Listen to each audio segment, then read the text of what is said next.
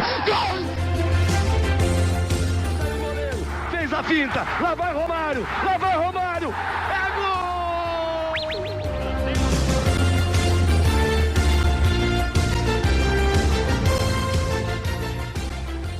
Olá, muito bom dia, boa tarde, boa noite a você ligado aqui no ConteCast. Eu sou Gabriel Sawaf, deu uma sumida e ficou um período aí de estudos que fazendo o projeto, a gente está de volta, data FIFA torando, já tivemos vários jogos e está chegando na hora da seleção brasileira entrar em campo. Quando a seleção brasileira entra em campo, você sabe, tem um time aqui no ConteCast para analisar a seleção, analisar a convocação, analisar os jogos. Você já é o nosso convidado para esse bate-papo, para falar sobre os amistosos contra Guiné e Senegal que acontecerão nesse final de semana e na terça-feira, dia 20.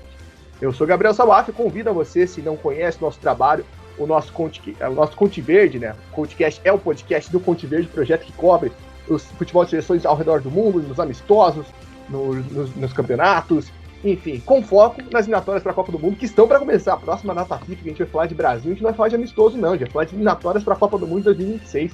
Tá chegando a hora, a gente está ansioso por esse momento. Enquanto isso não chega, siga a gente lá nas redes sociais, @ConteVerde_ no Twitter e no Instagram. Fique ligado de tudo que acontece no mundo das seleções.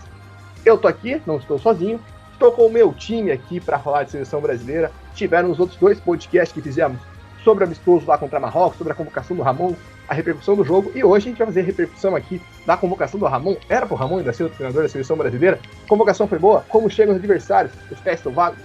Isso a gente vai falar aqui hoje. Eu chamo primeiro ele, o nosso homem que grava os vídeos, que bota a cara a tapa lá no Conte Verde. Eu não tomei coragem, daqui a pouquinho tá lá minha lata para vocês analisarem. Elcio Vai Júnior, seja bem-vindo, Juninho. Uma satisfação estar aqui com você novamente no ConteCast. Fala, pessoal, boa tarde, bom dia, boa tarde, boa noite para você que está nos ouvindo aqui.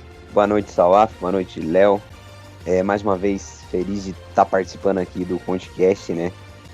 Tava com saudade de vocês aqui, faz tempinho já, né? Tinha que ter mais vezes aqui, mais vezes assunto de seleção, mas agora a gente tem para falar sobre a convocação e depois já vou me escalar aqui, só porque eu quero falar dos jogos, eu espero que a gente tenha boas performances para conversar, mas no mais não vou me adiantar. E essa semana, eu acho que semana que vem tem bastante conteúdo lá no Conte Verde, que eu tô separando alguns gols que eu tô analisando aí, e os melhores lá a gente vai postar lá nas nossas redes sociais, então não esquece de seguir lá, beleza? Se vocês vissem minha conversa de WhatsApp com o Juninho, vocês vão ficar enlouquecidos, cara. É um monte de vídeo de gol pra ele pegar lá, selecionar, que ele pede pra eu separar. Eu mando todos, falo, ó, vê que você gosta mais. Inclusive, eu tenho que admitir que eu estou completamente endeusado, né, com a estreia de Louco Bielsa na seleção do Uruguai. Está gravando esse podcast aqui na quinta-feira, dia 15. Ontem teve Uruguai 4, Nicarágua 1. Mas o assunto não é Uruguai, é assunto da seleção brasileira. E chama aqui nosso outro tripulante, né, o Juninho já chamou ele. Boa noite, Léo. Seja bem-vindo a mais uma edição do ConteCast. Boa noite, pessoal. Sempre um prazer estar aqui batendo um papo com vocês sobre a seleção brasileira, sobre os amistosos, sobre as partidas, sobre a convocação e o mistério do técnico, que a gente tanto quer saber quem vai assumir a nossa seleção. Afinal, o Ramon Menezes teve que sair correndo do Mundial Sub-20 para assumir essa seleção agora profissional. Então tá uma bagunça a nossa CBF, então vamos discutir um pouquinho aí com muito carinho e prazer para vocês, pessoal. Exato.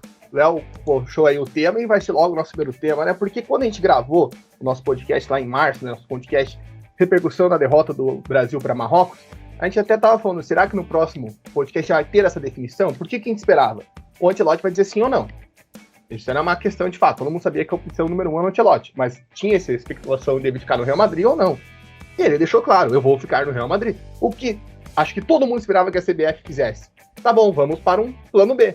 Mas não, o plano B tá sendo esperar o Ancelotti até 2024, aparentemente, e não ter uma ordem, né? A gente viu aí uma zona, disseram que o presidente Edinaldo foi para Espanha falar com o Ancelotti, nem na Espanha ele estava, né, essa semana que passou, ou seja, uma confusão, o Ramon saindo correndo, né, da Argentina fazer a convocação, e até vou chamar o Juninho primeiro, que o Juninho tá trabalhando num clube de futebol, né, graças a Deus, muito feliz por ele, e até para saber, pô, o Ramon, eles têm uma missão, a missão dele qual é? O time sub-20, com aquele projeto que a gente já tá acostumado no Brasil desde 2016, focado um pouco, tanto nas Olimpíadas, né, Olimpíadas ano que vem em Paris.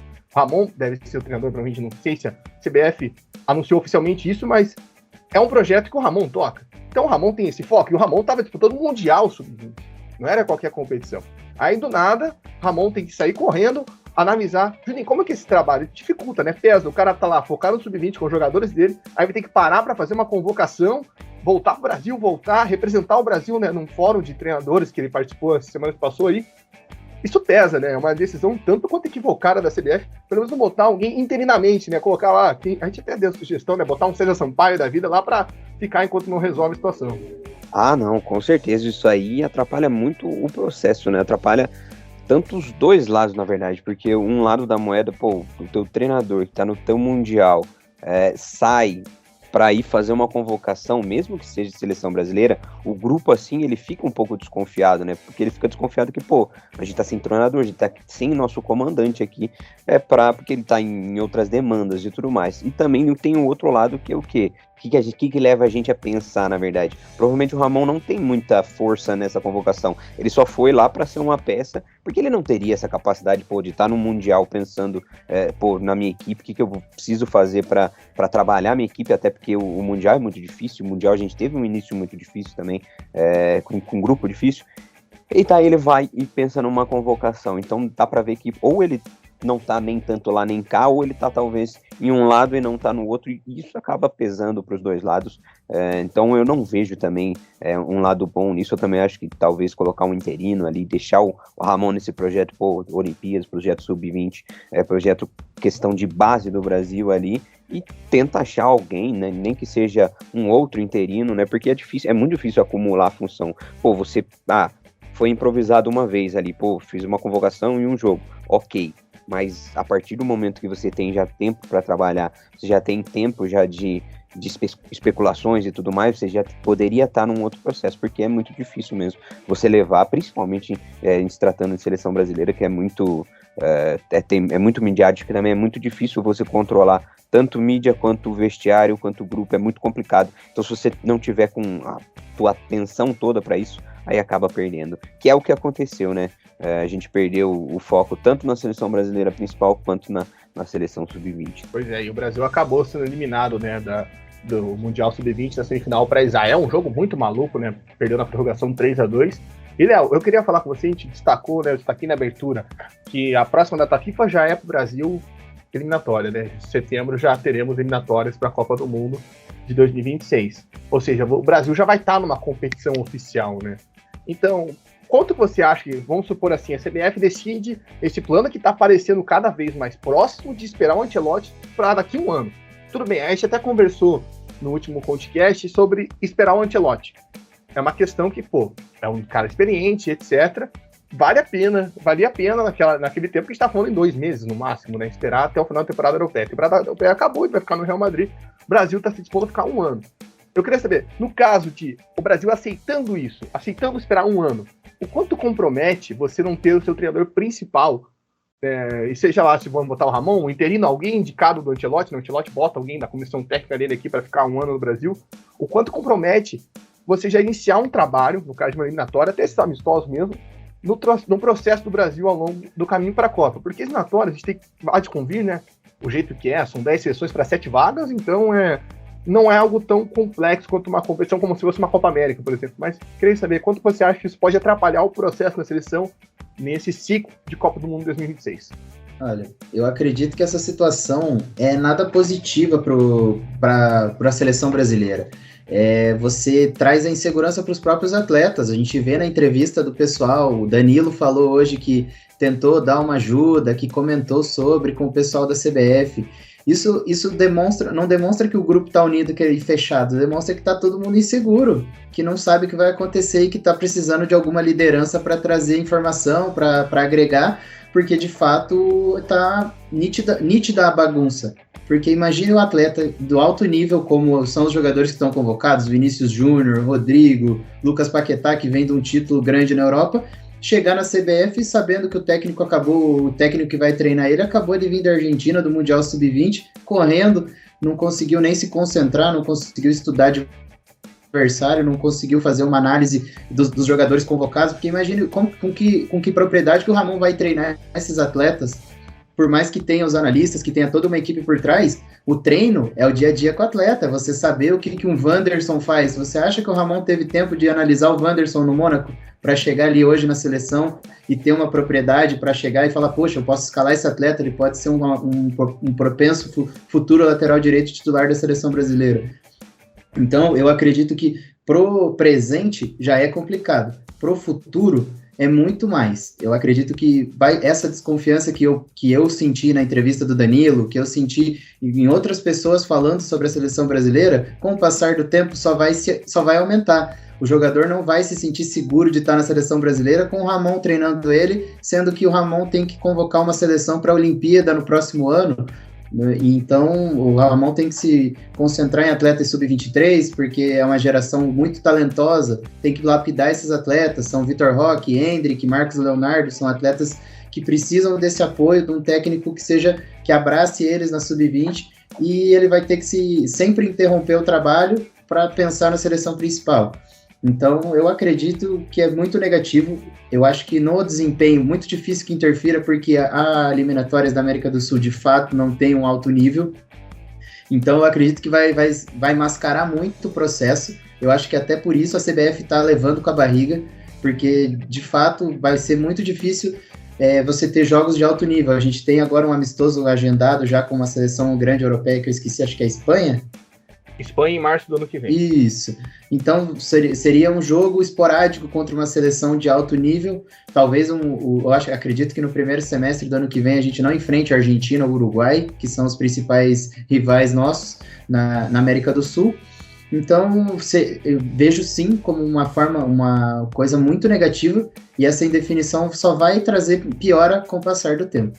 Pois é, e só para recordar, né, que o grande foco do Ramon é o sub-20, né? Então, se de alguma forma você trouxer ele para a seleção principal, ele vai continuar com foco lá. Então, é ruim, né?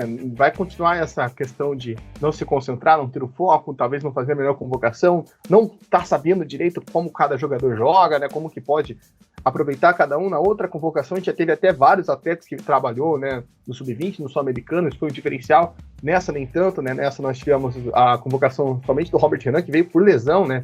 Não estava nem convocado, ele veio depois. Então, abre um precedente. Mas agora vamos falar sobre nomes, né? Ô, Juninho, eu queria falar com você. Vale a pena esperar o Ancelotti, ou você traria um outro nome, hein? Já falaram de muitos nomes, né? Falando de Fernando Diniz, etc. Qual que é a sua opinião hoje, né? Em março a gente tinha uma opinião, acho que nós três em consenso, né? Que era esperar o Ancelotti. E agora, em junho, qual que é a sua opinião? Olha, esperar o Ancelotti é sempre, cara, difícil, né, falar, porque o Ancelotti é o Ancelotti, né, ele é um dos maiores treinadores da história, sem dúvida, só que, esperar o Ancelotti até agora, por exemplo, que a gente estava imaginando que ele viria, era uma coisa. Agora, esperar o Ancelotti até 2024, onde vão faltar, basicamente 2 anos, porque provavelmente até o final da temporada, no meio de 2024, então faltariam apenas 2 anos para a Copa do Mundo.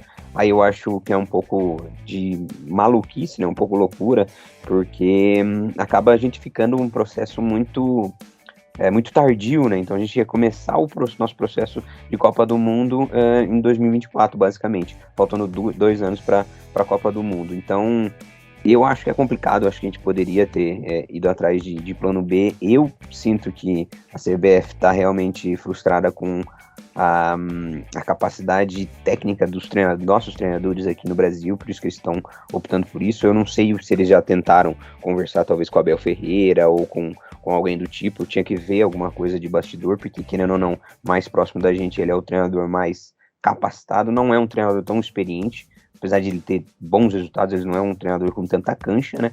Mas ele é aqui no Brasil, no nosso Brasil, sem dúvida, é o melhor treinador. Só que é difícil. Eu acho que, por exemplo, se fosse apostar num Ancelotti da vida, seria talvez, para 2024, talvez seria um projeto esse ciclo de Copa, talvez a gente vai jogar ali meio que no improviso e tudo mais, às vezes vai que dá certo e encaixou, pensando talvez na outra Copa do Mundo, talvez de 30, porque o que acontece seria isso, né? Porque a gente teria uma eliminatória meio remendada, o Ancelotti chega e daí a partir daí a gente tenta, por algum acaso, com a capacidade que ele tem de treinador, claro, de chegar na Copa do Mundo preparado, mas eu acho difícil por conta da preparação, né? Porque a gente pensa, 2 anos, muita coisa, mas 2 anos são pouquíssimos jogos pra gente jogar, né? Porque é como a gente fala em seleção. Então é muito pouco tempo para você treinar e conseguir colocar o teu comportamento, ainda mais sendo um estrangeiro, né? Que já é um trabalho diferente, até entender um pouco da cultura ali e tudo mais, apesar de conhecer. Mas é complicado, eu acho difícil, eu acho que já deveria estar atrás de um plano B, porque é muito arriscado, né? Muito arriscado a gente acabar perdendo esse tempo aí, sem treinador, no caso. E você, Léo, qual que é a sua opinião aí sobre esse assunto? Já iria ter ido atrás de um plano B a CBF? Então, a minha opinião é muito semelhante à do Elcio. Eu acredito que esperar o Ancelotti acabe sendo loucura, como ele mesmo falou, e de fato, os 2 anos após junho de 24, até chegar à Copa do Mundo, são pouquíssimos jogos competitivos, pouquíssimos jogos onde a gente vai conseguir ver os atletas de fato. Se você para pensar, o Ancelotti assume em junho de 2024, os atletas vão estar de férias, então esses primeiros jogos que a gente teria, teoricamente, nesse semestre, nesses 3 meses ali de junho, julho, agosto, os atletas estão de férias, então já seria mais uma convocação empurrada com a barriga, porque daí os atletas não estão 100%. Tem atleta que deixa para recuperar lesão nas férias, então é um processo que seria todo interrompido. E com detalhe, Léo, ano que vem, nessa época do ano, meio do ano, é Copa América, ou seja, ia ser uma bomba logo de cara, assim, para essa nova comissão técnica. Sim, de fato. E a minha opinião, eu trabalharia tenho 2 hipóteses na minha cabeça. Uma, se de fato querem tanto o Ancelotti, que chegue a um acordo com ele e ele deixe um intermediário aqui trabalhando, já iniciando o processo, mostrando a forma como ele trabalha, como ele gosta de trabalhar, para chegar em junho já com um caminho levemente traçado. Essa seria uma alternativa, o que eu acho a mais difícil e eu acho muito raro acontecer, porque os auxiliares dele ajudam ele no Real Madrid e da mesma forma que ele não quer sair do Real Madrid, os auxiliares não vão sair do Real Madrid sem ele. A segunda é, de novo concordando com o Elcio, é o Abel Ferreira, que é o melhor técnico que a gente tem trabalhando no nosso país, é um técnico estrategista, é um técnico que conseguiu abraçar um grupo do Palmeiras de uma forma muito bacana e os atletas são fechados com ele, os principais destaques do Brasil estão atuando no Palmeiras, o Rafael Veiga está na seleção, é um atleta que tem potencial, então eu acredito que ele seria o melhor nome para assumir a seleção dentre os que estão aqui no Brasil. Eu também estou de acordo, eu sou muito fã do Abel, né? A gente sabe que tem muito papo por ele ser estrangeiro, etc e tal, né? Que pesa na avaliação de várias pessoas, mas se fosse um plano agora, eu ia atrás do Abel, né? E ver se ele topava esse desafio. Léo, a favor do Rafael Veiga, então a gente vai passar para o nosso tema da convocação, né? A convocação anunciada aí pelo Ramon. Teve alguns nomes que estiveram na Copa do Mundo, algumas novidades. Então, só para dar uma repassada aqui, nós tínhamos como goleiro Alisson, Ederson e o Everton, os 3 goleiros de Copa do Mundo. Nas laterais, Danilo e Wanderson do Mônaco, né? Novidade. Alex Telles do Sevilha e Ayrton Lucas do Flamengo, novidade também. Na zaga, Ibañez da Roma, Éder Militão do Real Madrid, Marquinhos do PSG. A princípio tinha sido o Nino do Fluminense, ele acabou se lesionando. Entrou o Robert Renan do Zenit. Meio-campistas, André do Fluminense, Bruno Guimarães do Newcastle, voltando aí da Copa do Mundo, Casemiro do Manchester United, Joelinton do Newcastle, essa aí é uma grande novidade na minha opinião, Lucas Paquetá do West Ham e Rafael Veiga do Palmeiras. No ataque, Malcom do Zenit, Pedro do Flamengo, Richarlison do Tottenham, Rodrigo do Real Madrid, Rony do Palmeiras e Vini Júnior do Real Madrid. E antes de passar a bola para vocês, eu fiz aqui uma apunhalada aqui de quem seguiu, quem é a novidade, né? Então vamos lá. Seguiram da última convocação do Ramon, Ederson, Everton, Alex Telles, Ibañez, Militão, Marquinhos, Robert Renan, né, com a ressalva de que ele veio, então Marquinhos também é outro, né, ele foi cortado na última convocação, né, entrou o Bremer, André, Casemiro, Paquetá, Veiga, Richarlison, também foi outro que acabou sendo cortado naquela ocasião, entrou o Yuri Alberto, Rodrigo, Vini e Rony. As novidades dessa convocação, né, foram Danilo, Bruno Guimarães e Pedro, que estiveram na Copa do Mundo, né, estão voltando à seleção, Wanderson, Joelinton e Malcom, né, o Wanderson, Joelinton aí pela primeira vez no chamado a seleção de Ayrton Lucas também, né, o Ayrton Lucas, lateral esquerdo do Flamengo. Quem não está nessa convocação, né, e estava na outra, Mikael, Arthur, Emerson, Renan Lodge, Andrei, Vitor Roque, Bremer e Yuri Alberto, que foram os que, né, entraram por lesão de outros, e o Anthony acabou se lesionando, né, no final da temporada europeia. Antes de a gente falar dos jogadores de Copa, Léo, eu queria chamar você aqui. O que você achou aí dessa convocação, dos novos nomes que chegaram na seleção? Qual que é a sua visão aí dessa convocação do Ramon? Se é que a gente pode falar que foi uma convocação do Ramon, como a gente falou anteriormente.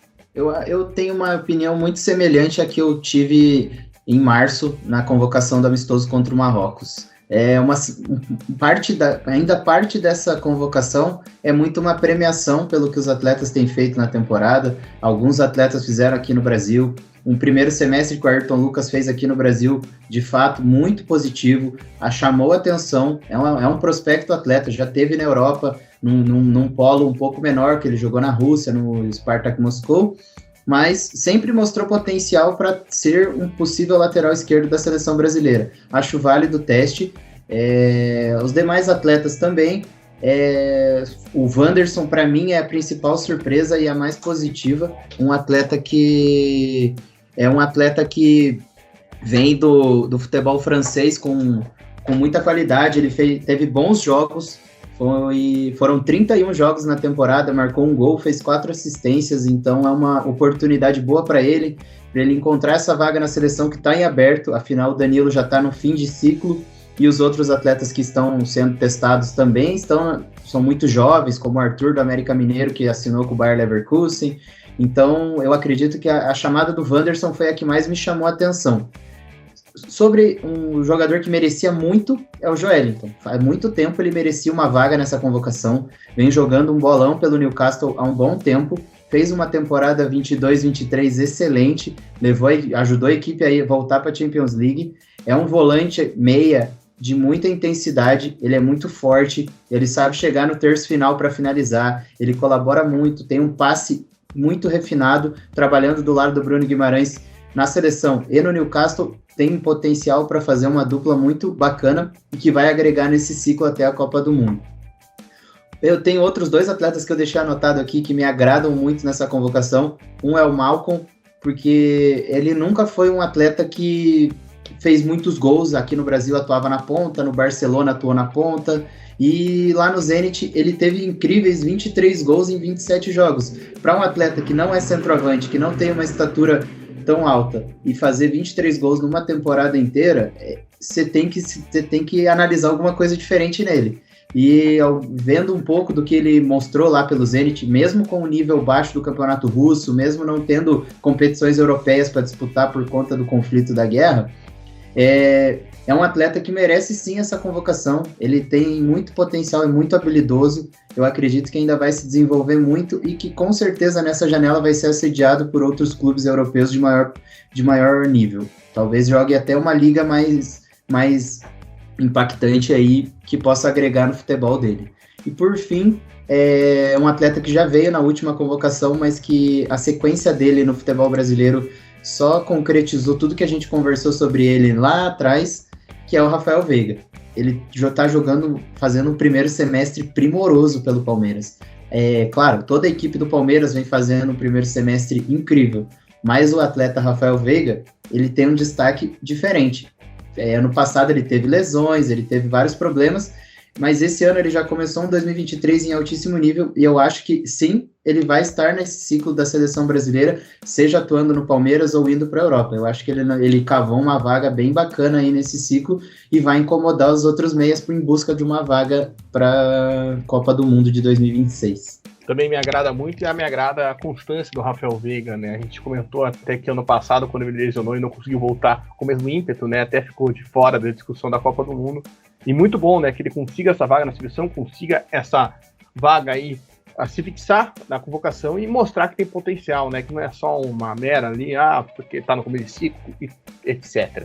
Juninho, eu queria chamar você também para dar as suas impressões aí sobre novidades, etc. O que você gostou, até o Léo reforçou muito bem a dupla do Newcastle, mas eu queria que você falasse sobre 2 atletas que tem muita gente assim que não vê eles num grande momento, que é Richarlison e Pedro. Até queria que você comentasse como que você vê esses 2 nomes, se é um pouco também de alguns outros jogadores, como o Martinelli, como o Gabigol, estarem machucados, né? Como que você vê a convocação desses 2 nomes para esses amistosos da seleção? Maravilha. Falando um pouco da convocação geral, muito do que o Léo apresentou aí, eu eu concordo muito com ele.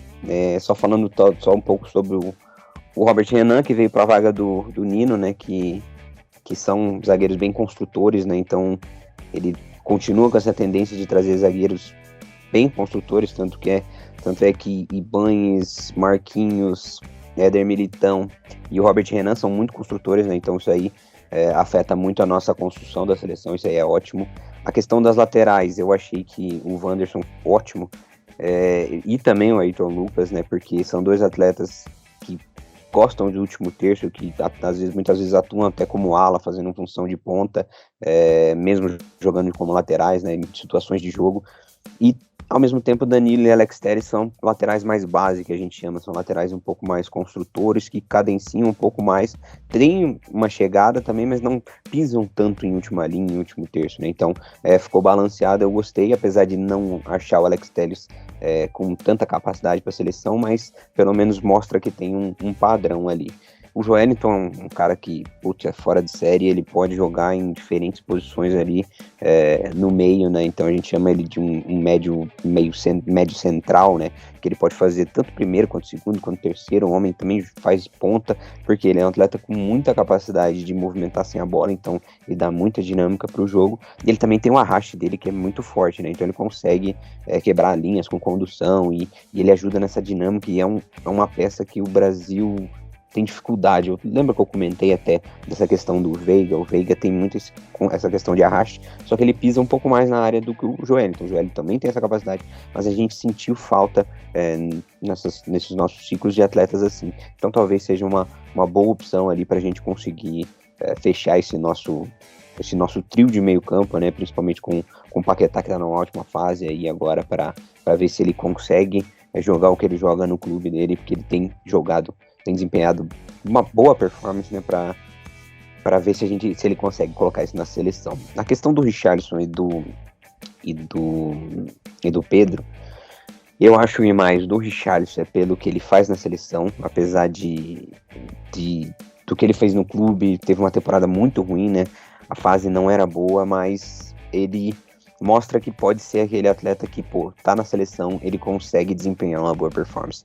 Ele provavelmente ainda está sendo convocado pelo que ele fez na Copa do Mundo, pelo que ele vinha fazendo na seleção brasileira, porque realmente não está numa boa fase, mas acontece que a gente pode testar, mas se ele não vier e performar bem na seleção, a gente tem que tomar em consideração, né? Às vezes ele não está numa boa fase, às vezes ele precisa de um tempo ali para melhorar, porque ele não é um mau jogador, ele é um bom jogador, só que às vezes ele não está num bom momento. Então isso é muito, e também eu acredito, claro, seleção tem que ter planejamento, mas seleção tem que ser momento também. Não adianta você, o cara jogou bem na Copa do Mundo e só por isso ele já vai vir ser convocado. E o Pedro é uma situação, eu acho que mais por carência de atleta no perfil do Pedro, de jogar em apoio.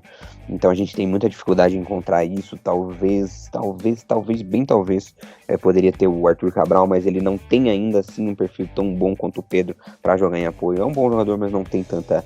Eu não vou entrar tanto nesse detalhe, porque a gente vai falar sobre isso ainda.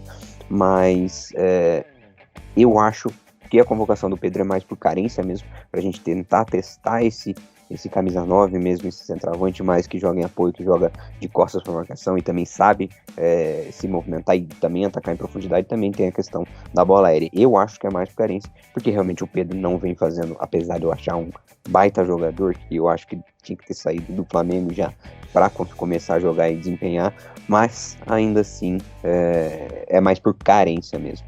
E do Malcom eu também gostei, porque é mais uma opção de agressividade e amplitude em 1 para 1 ali. Ele é muito bom no 1 para 1, ele é muito agressivo, ele tem uma agressividade, claro, devido às proporções, bem parecida ao Vinícius Júnior, porque ele é muito agressivo, ele gosta de confronto, ele gosta de 1 para 1, e ele ainda é um pouco mais vertical que o Antony, por exemplo. O Antony é um pouco menos objetivo que ele, então eu gosto dessa opção do Malcom, ainda mais que ele tá conseguindo agora fazer bastante gol, então ele tá conseguindo pisar bastante no último terço. Deixa eu ver se falta alguma peça aí para eu comentar. Eu acho que foi todo mundo mesmo. Da questão ali do Bruno Guimarães, do André, do Paquetá, do Veiga. Esses atletas eu gostei também, continuaram na nossa seleção, gostei bastante. E do menino Rony Rústico, que eu gostei de novo, que apareceu, porque eu ia relembrar e ia conectar junto do nosso último amistoso, porque ele, o Rony, querendo ou não, foi aquela peça que a gente falou, que foi o homem que chamou o jogo, que mostrou que estava querendo, que mostrou que gostou da amarelinha, então ele mereceu novamente estar aí na convocação. Não sei se vai se manter pelo ciclo todo, mas é um atleta que eu gostei bastante de ver de novo aí na nossa seleção. Beleza? Beleza, e só para saltar aí o que eu falei anteriormente, tivemos algumas novidades que eu não coloquei ali, faltou o Alisson, entre as novidades que voltaram, né, o Alisson também estava na Copa, e o João Gomes, que também saiu em relação à última convocação.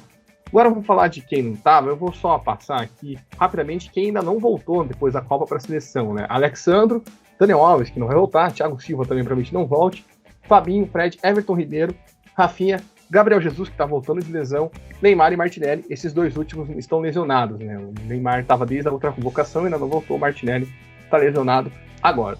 Léo, jogo para você algum desses nomes, tirando obviamente Neymar, né? Quem está lesionado, que deve voltar, né?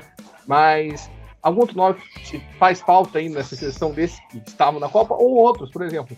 A gente estava na expectativa de outro lateral do Mônaco ser convocado, né? O Caio Henrique, na esquerda, né? A gente tem o Juninho comentou esse ponto do Alex Telles. Eu lembro que lá em março a gente também comentou sobre talvez o Alex Telles ser um jogador que fique, já passou o ciclo dele, mas não, continua na seleção. Queria que você falasse se faltou algum nome aí que você sentiu falta nessa convocação. Cara, eu acho que do pessoal que não está sendo chamado da Copa do Mundo, eu acho que é muito natural, até pelo fato do Ramon ser um outro perfil de técnico frente ao Tite, é outra forma de enxergar o jogo. Provavelmente as equipes já devem estar setadas para testar outros atletas, então eu acredito que seja muito natural, e muitos desses atletas com certeza teve seus ciclos encerrados na seleção brasileira. Thiago Silva merece um jogo comemorativo, mas a gente sabe que é muito complicado pela idade, mesmo com a bola federal que ele joga, é um atleta incrível, marcado na história da seleção brasileira, mas eu acredito que para o nosso ciclo já tenha se encerrado.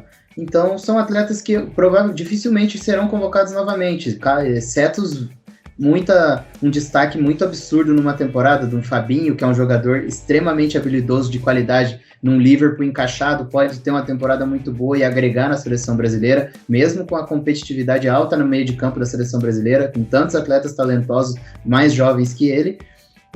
Mas eu acredito que mesmo esse pessoal todo, acho que o Rafinha vai ser o que mais vai ter oportunidades, até pelas pontas serem posições que estão carentes na seleção brasileira. A gente tem os titulares, mas o banco, na hora de movimentar, alterna muito, são jogadores inconstantes. O Antony não demonstra o mesmo futebol toda a convocação.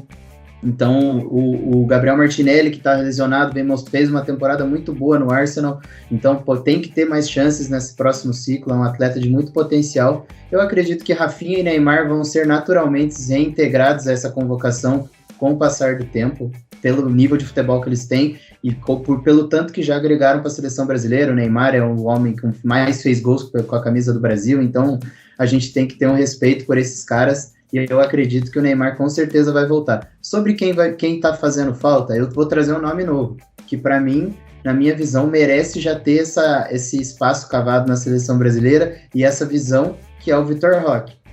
É um atleta, um camisa 9 de muito potencial. Ele tá tendo seu nome ventilado ao Barcelona aí semanalmente aqui em Curitiba, que a gente tá mais próximo. Então a gente sabe que é um atleta que vai estar dentro desse ciclo, assim como o Endrick, que naturalmente, quando tiver maturado, tiver mais com futebol mais consolidado, vai estar fazendo parte pelo nível de talento que tem.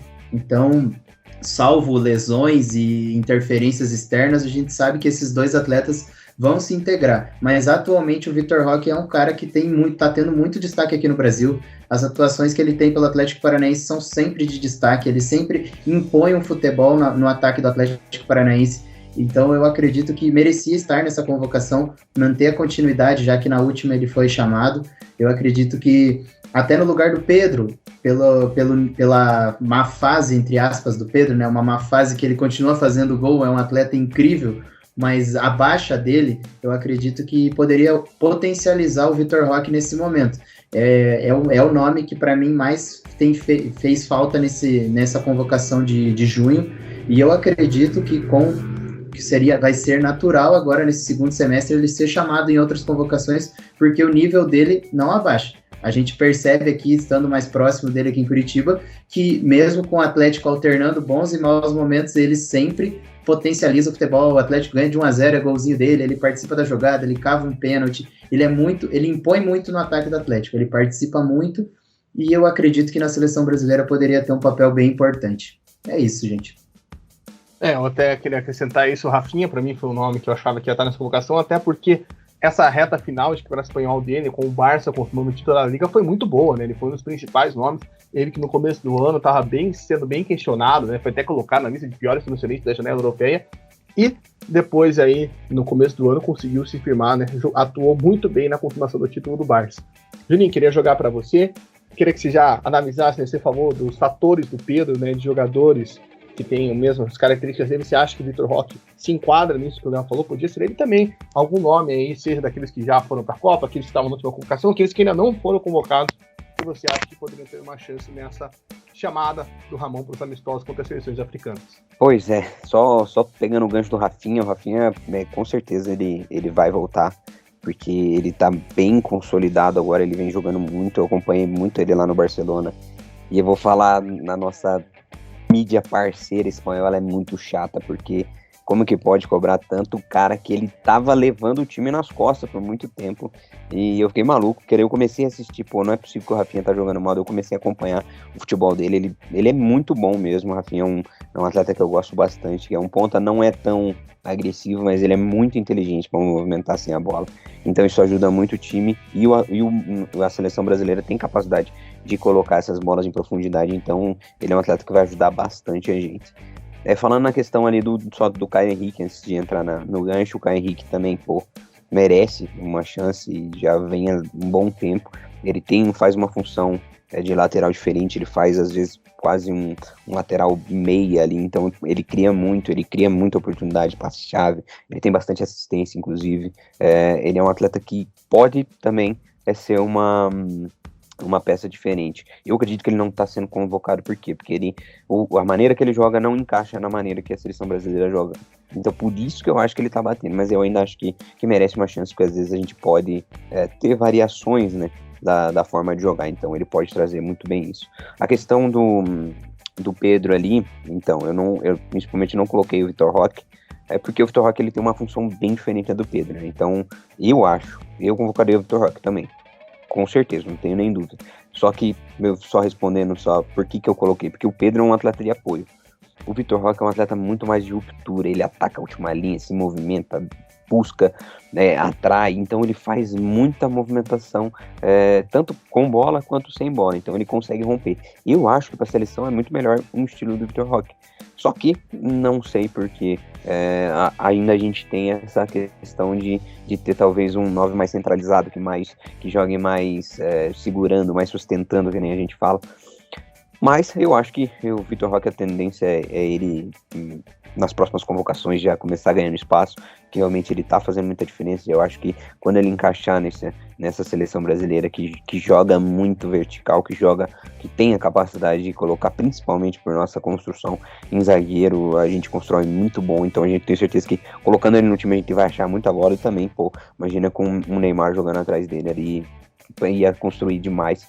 Então, eu acho que o Vitor Roque tende a logo já conquistar cada vez mais do espaço, porque ele já tá mostrando que tem muita maturidade para isso. E vamos ver, né? Então é bom ter essa sombra aí também. A gente viu o Marcos Leonardo muito bem também no Sub-20, tem o Hendrick. Então, de 9 eu acho que a gente vai conseguir suprir bem.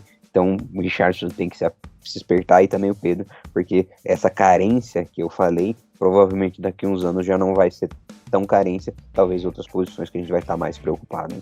E tem que lembrar que provavelmente, começando a temporada europeia, vai ter um cara aí chamado Gabriel Jesus que vai estar 100%, né? Tem que lembrar que o Jesus, ele se lesiona ali na Copa e demora para voltar, né? Ele ainda estava voltando aos poucos nesse final de temporada do Arsenal, então é mais um 9 aí que entra nessa briga, vai ser bem legal. Acho que por tanto tempo, né, a gente questionou essa ausência de 9 na seleção brasileira, essa época depois do Ronaldo, né, passou o Fred, infelizmente, não que a gente não apostasse no Fred, né, depois o Fred acabou sendo uma decepção na Copa do Mundo, em 2018 ainda o Gabriel Jesus acabou não fazendo uma boa Copa, o Tite não deu tanto espaço pro Firmino, por exemplo, que era um cara que estava pedindo passagem, E a gente chega, né, desde esse último ciclo, 2022, né, com o Richarlison muito bem, Gabriel Jesus se adaptando muito bem numa função que o Tite achou para ele, né? Ele fez até naquela Copa América em 2019 o Tite, o Jesus e o Firmino jogarem juntos. E ano passado na Copa o Richarlison também conseguiu atuar muito bem, né? Suprindo ali essa posição. Então, como é bom, né? Depois de tanto tempo a gente batendo nessa tecla de pós-Ronaldo, de não sei o quê, e a gente ter esse 9, né?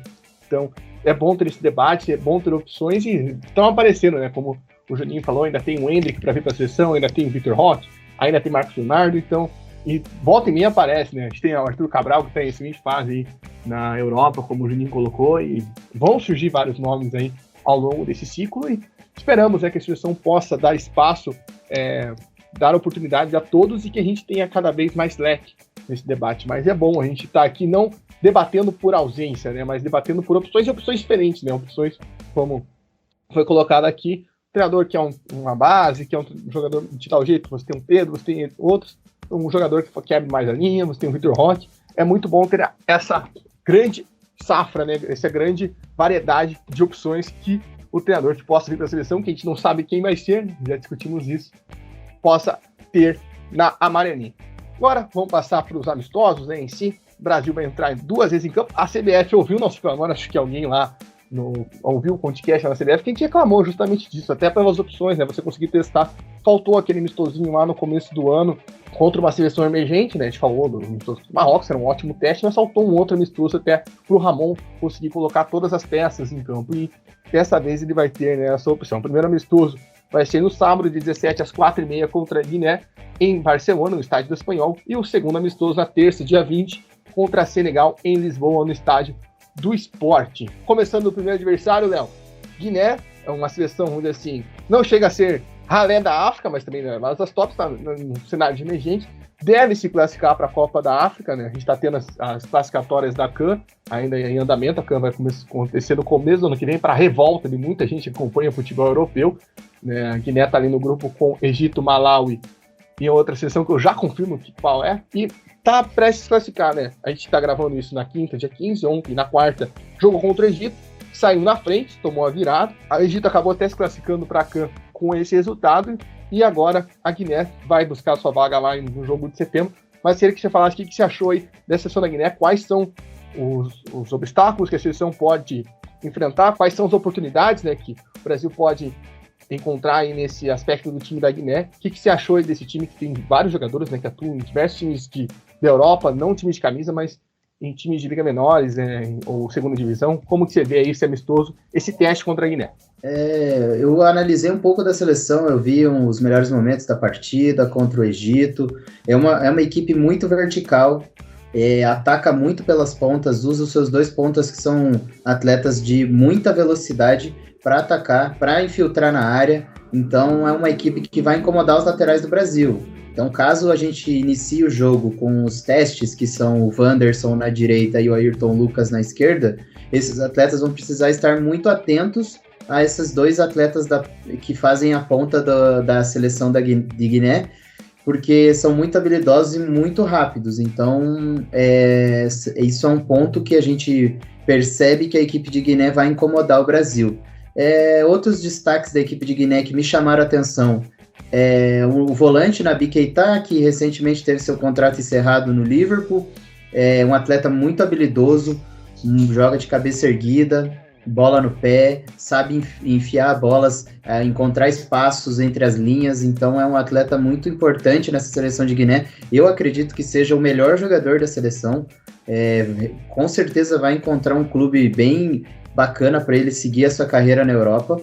E outros atletas são os 2 do Valência, que são o Moriba e o Diakabi. O Moriba é um meio-campo muito habilidoso também, trabalha com a bola, carrega a bola, joga de cabeça erguida, é um atleta que atua como segundo volante no Valência, mas atua um pouquinho mais avançado na seleção de Guiné, atua mais como um meia armador, mas que demonstra muita bola.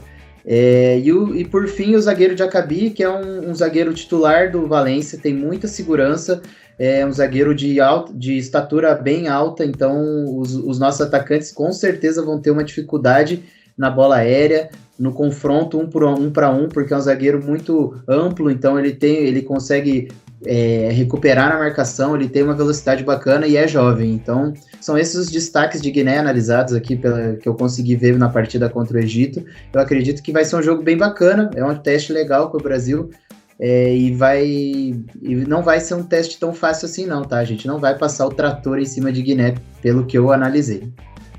Só para reforçar o que eu falei, né, é a Etiópia, a outra seleção que está no grupo de Guiné, junto com Egito e Malawi.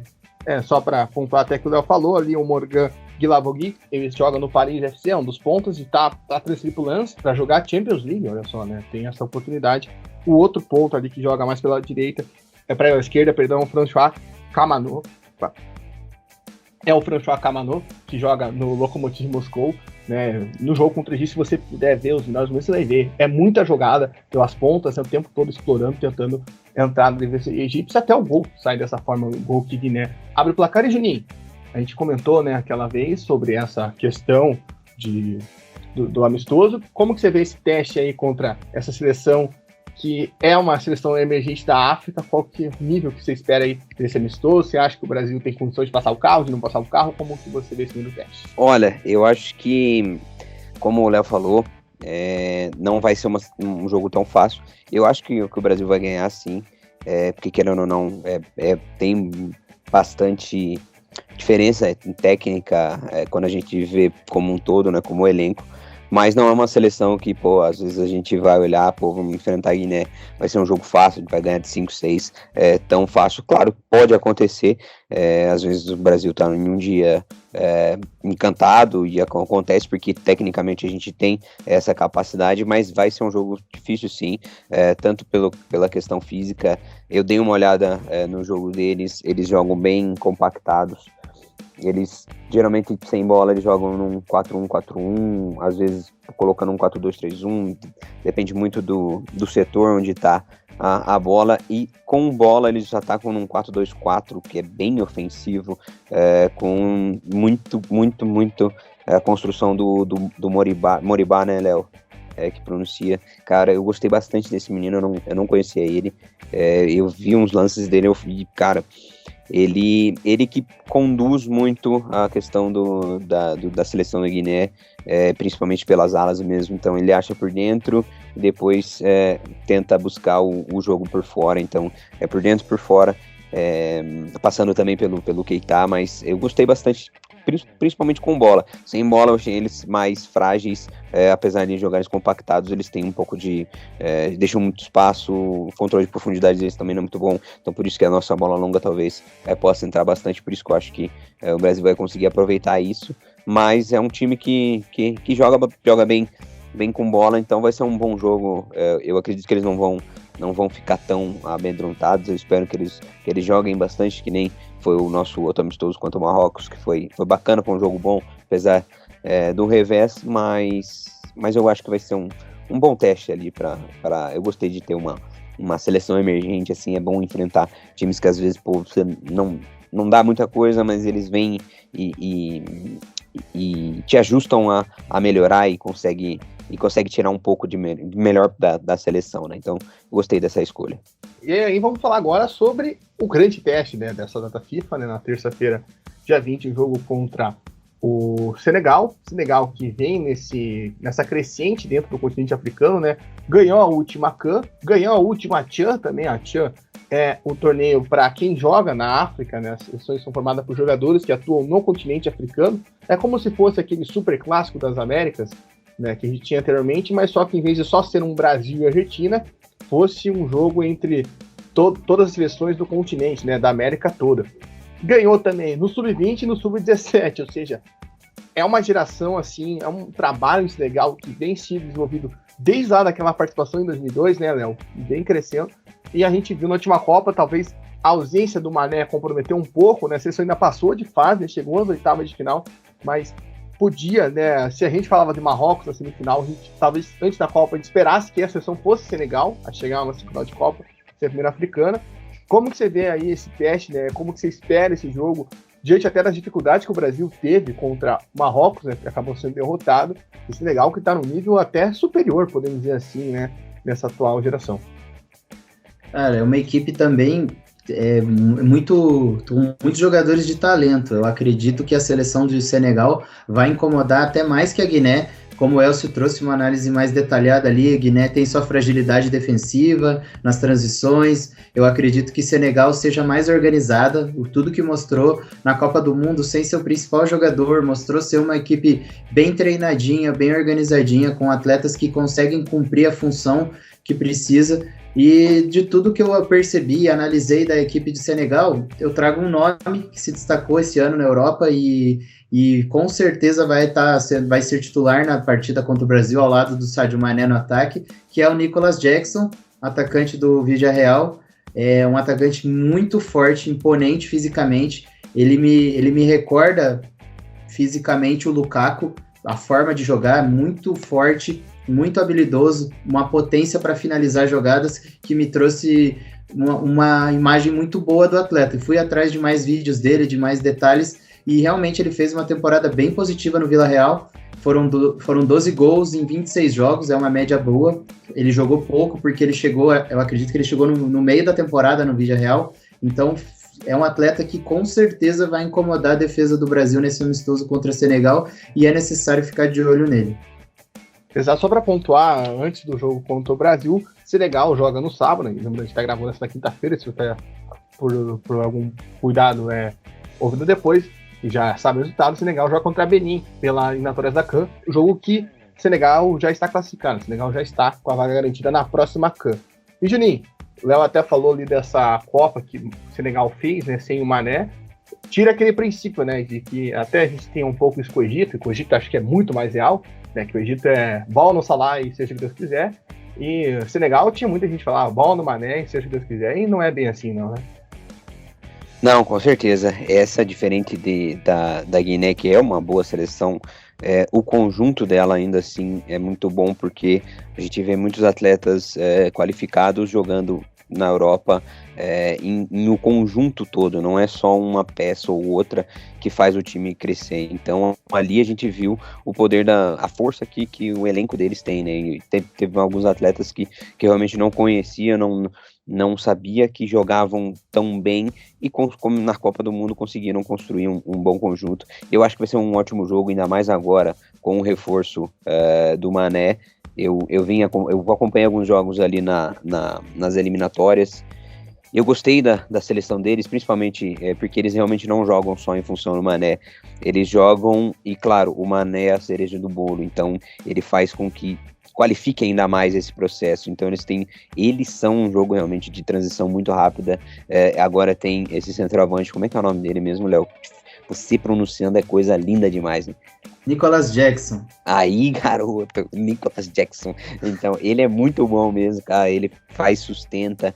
E então, o que acontece? Geralmente a transição vai no apoio dele para conseguir sustentar e a transição do time acompanha ele.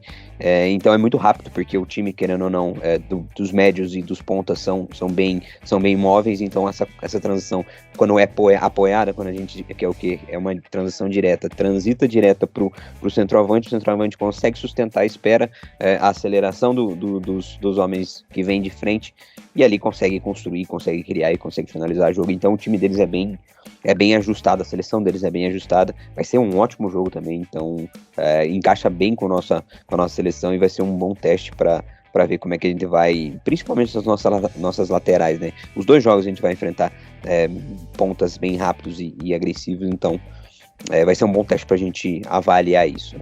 Perfeito, Nicolas Jackson aqui, ele entrou só em um jogo da Copa do Mundo, ele estava com a seleção na Copa já, e só para até pontuar o que o Léo falou, ele é um jogador criado no Villarreal, né? Ele sai lá do Casa Sport Senegal em 2019 e faz toda a base no Villarreal, e a segunda temporada dele, na primeira temporada ele jogou 10 vezes, não fez nenhum gol, e nessa temporada foram 38 jogos, 13 gols e 5 assistências, bons números aí pro atacante senegalês, pra gente ficar de olho, e a gente vai ficar de olho nos amistosos, né? Você já sabe, vai ser o mesmo esquema da última vez. Semana que vem vai ter um podcast novinho aqui para vocês, analisando tudo sobre esses dois amistosos da seleção brasileira, e não só isso, né, analisando mais data FIFA, também tá chegando a Copa Ouro aí, ó, Copa Ouro, futebol, quem gosta de futebol da América do Norte, da América Central, é uma competição, e do Catar também, o Catar vai estar de novo, isso aí não faz nenhum sentido, mas enfim, fique ligado, além de toda a cobertura dos amistosos, toda a data FIFA, todas as competições que estão rolando, né, eliminatórias, para CAN, para Eurocopa, para Liga das Nações, né? No momento que a gente está gravando, está no intervalo o jogo entre Panamá e Canadá, também tem a Liga das Nações da Europa, que a gente vai ter a final entre Croácia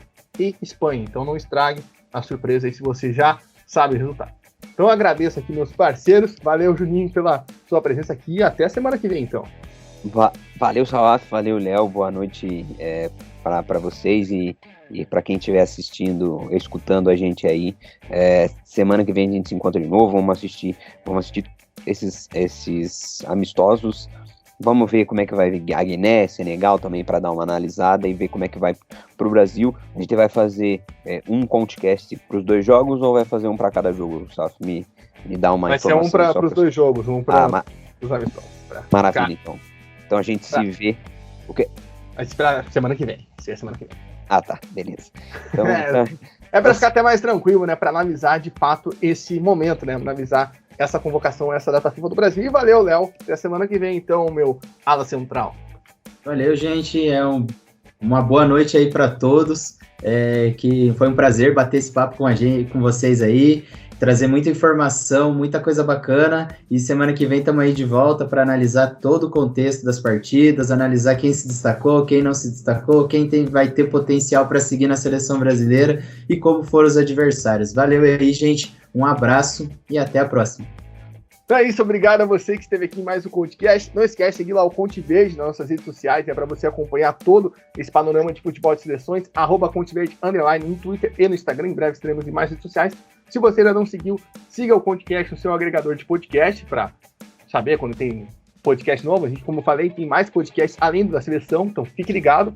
E a gente se encontra numa próxima, tá certo? Forte abraço e valeu!